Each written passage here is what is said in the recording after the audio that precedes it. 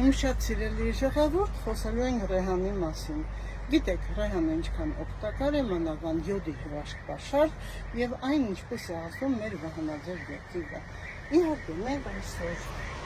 հաղում ենք ռեհան, ընդ որում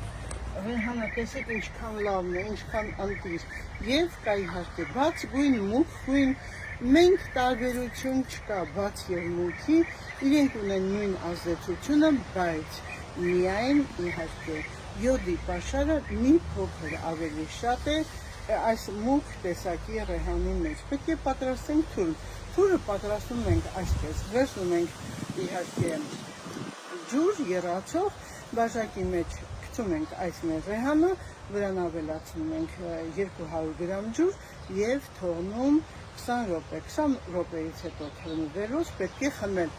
Խորհուրդ է տրվում, իհարկե, խմել հենց այդպես, մանավանդ եթե կա շաքարային դիաբետիկներով հիվանդ, ապա անպայման առանց շաքարի։ Իսկ եթե չեք կարողանում այդպես օգտագործել, յուրաքանչյուրին խորհուրդ է տրվում մի փոքր մեղր ավելացնել, մեկ թեյի գթալ կամ կես թեյի գթալ, որպեսզի համը փոխել եւ ասեմ այն ոչ միայն լավ է անդրադառնում վահանաձև գեղձի վրա, այն նաև կարգավորում է մեր սրտի աշխատանքը։ Պատկերացնում եք, եթե ունեք առիթներ, եթե ունեք սրտի խնդիրներ, դանդաղ աշխատանք կամ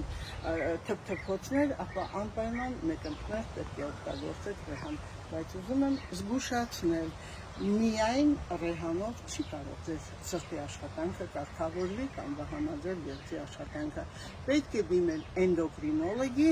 եւ սրտաբանի։ Այս երկու խնդիր ունեցողները անպայման պետք է դիմեն այդ երկու բժիշկներին, որովհետեւ եթե վատանում է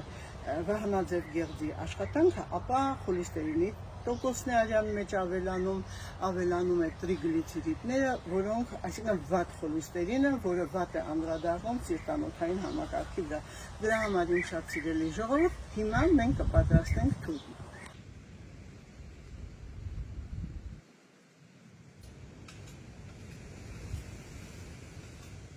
Վերցնում ենք մեր քաղաք ռեհանը, անպայման պետք է լվանանք, դնում ենք ապակեպարանի մեջ եւ լցնում եղման ջուր։